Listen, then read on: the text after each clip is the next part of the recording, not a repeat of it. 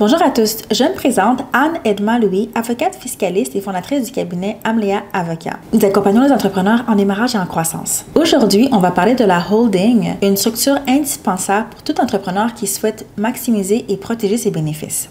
Commençons par définir qu'est-ce qu'une holding. Donc, une holding est une société par action et aussi connue sous le nom de société de gestion. Et concrètement, c'est une société de portefeuille. Donc, elle va détenir des parts ou des participations dans différentes de vos entreprises. Donc, on vient regrouper l'ensemble de vos entités sous une société de gestion, une holding, qui finalement détient ces différentes filiales. Donc, on vient vraiment concentrer le tout sous une seule structure. C'est très différent de la société opérante parce que la holding, elle vient gérer vos actifs alors que la société opérante, elle vient vendre des produits ou des services. Donc, ici, on a vraiment une société qui détient vos actifs, qui les gère et qui a les différentes actions de vos filiales. Donc, c'est vraiment deux choses complètement différentes. Une est beaucoup plus passive que l'autre. Donc, pour aussi répondre à une question qui revient régulièrement, c'est est-ce qu'elle va facturer? Est-ce que la comptabilité est plus difficile? Non. Parce que concrètement, elle ne peut pas être inscrite à tout ce qui est fichier des taxes parce qu'elle ne facture pas pour des services. Elle vient vraiment détenir vos actifs. Maintenant, on va regarder quels sont les indicateurs financiers qui confirment que ce serait le bon moment pour vous de revoir vos structures et de venir intégrer une holding. Il y en a vraiment deux principaux qu'on doit considérer. Ça commence par l'accumulation de liquidités excédentaires. Si votre entreprise opérante accumule des liquidités, donc elle a accumulé des liquidités excédentaires dont elle n'a pas besoin, donc ce sont vraiment des bénéfices qui ne vont pas être réinvestis pour la gestion des activités de l'entreprise, alors ça peut valoir la peine de considérer une société de gestion en faveur de laquelle on va transférer les liquidités excédentaires qu'on va venir investir.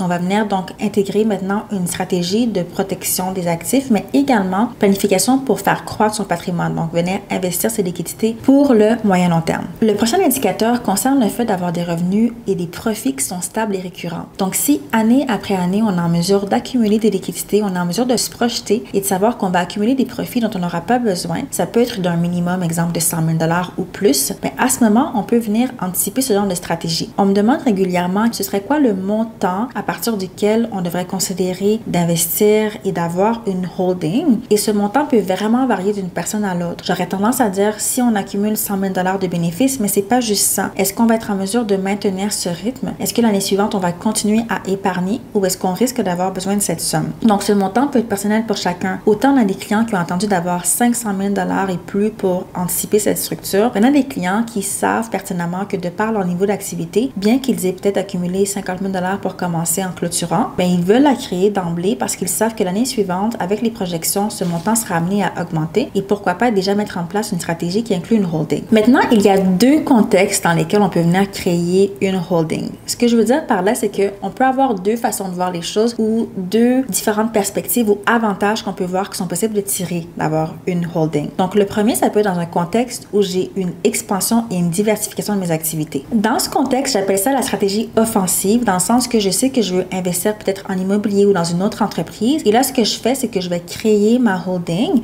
qui va donc détenir des parts dans ma compagnie opérante et je vais faire circuler l'argent de manière optimale en termes de fiscalité pour aller investir dans un autre projet, que ce soit investir en immobilier, acheter des parts dans une autre compagnie, peut-être avec des partenaires. Donc là, on parle vraiment plus de diversifier ses revenus. Donc, j'ai des liquidités excédentaires et j'aimerais pouvoir les investir pour générer d'autres revenus, donc les faire fructifier. Donc ça, ce serait une façon de voir les choses ou une première des raisons, une fois qu'on a été éligible, entre guillemets, à mettre sur pied ce genre de stratégie. Ce qui est intéressant avec cette stratégie, c'est que ça permet aussi de venir centraliser l'ensemble des opérations. Donc, on regroupe nos opérations sous la holding. Et là, ce que ça permet, ça vient aussi simplifier. Donc, ça fait en sorte qu'on simplifie en prenant les liquidités excédentaires, on les envoie dans la compagnie de gestion. Et également, on a donc une comptabilité qui est d'une certaine manière, oui, j'ai plusieurs autres entreprises. Donc, je viens aussi centraliser la prise de décision et la gestion financière de mes liquidités excédentaires, plutôt d'avoir plusieurs entités indépendantes qui ont des profits chacune d'entre elles et voir comment est-ce que je pourrais les assembler pour les réinvestir ou comment est-ce que dans chacune d'entre elles, je les fais fructifier. Là, on vient vraiment centraliser le tout et simplifier la gestion dans ce sens. La deuxième stratégie ou la deuxième façon de voir les choses par rapport à la mise en place d'une telle structure, cette fois-ci, on va l'appeler la stratégie défensive. Dans le sens que, en ayant une holding, ce que ça permet de faire, c'est qu'on vient protéger nos liquidités excédentaires. Donc,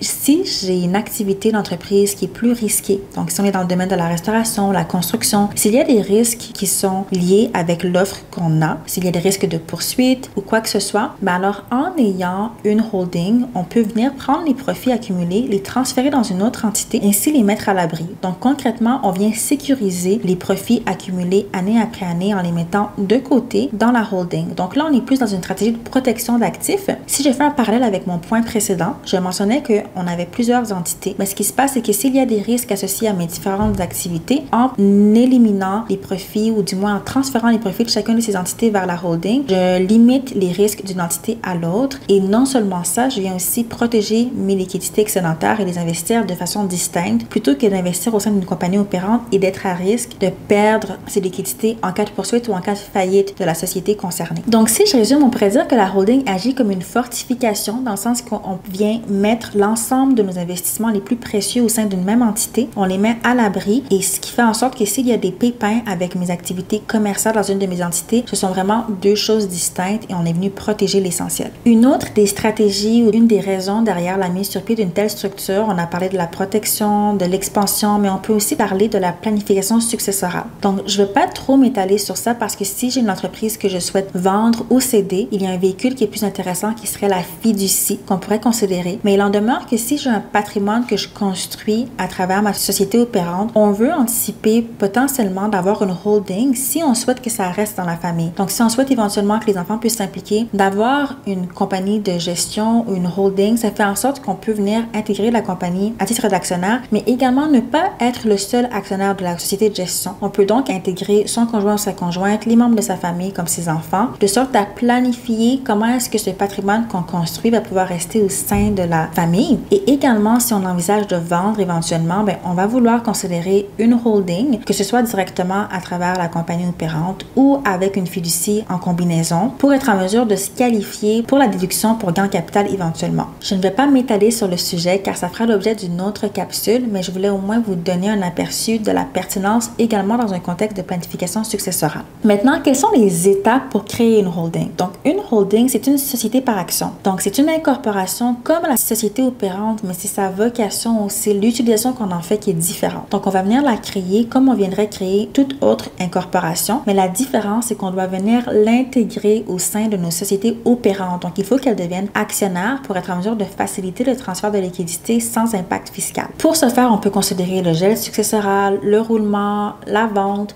Donc, il faut qu'on soit en mesure de restructurer le tout en faisant une réorganisation corporative pour qu'on puisse retrouver la holding comme étant actionnaire principal de nos différentes entités. En conclusion, la création d'une holding est une décision qui est stratégique, qui doit d'abord et avant tout être basée sur le fait d'avoir une stabilité financière, donc d'avoir accumulé des liquidités excédentaires dans l'entreprise et d'avoir une stabilité en termes de revenus ou de projection de revenus. Et en second lieu, par la volonté de vouloir protéger vos liquidités excédentaires ou de vouloir aussi étendre ou diversifier vos activités. Donc, on l'avait vu tout à l'heure, si on veut avoir d'autres entreprises ou investir dans d'autres domaines comme l'immobilier, avoir la holding permet de le faire de manière optimale. Et au niveau de la protection, en ayant mis de côté nos liquidités, si la société fait l'objet d'une faillite ou d'une poursuite, on est venu faire une séparation distincte par rapport au patrimoine accumulé et protégé. Si vous envisagez de créer une holding, vous avez des questions, n'hésitez pas à me contacter, ça va me faire plaisir d'en discuter plus amplement. Et si vous avez aimé cette capsule, n'hésitez pas à liker, commenter ou la partager. Merci et on se revoit dans la prochaine vidéo.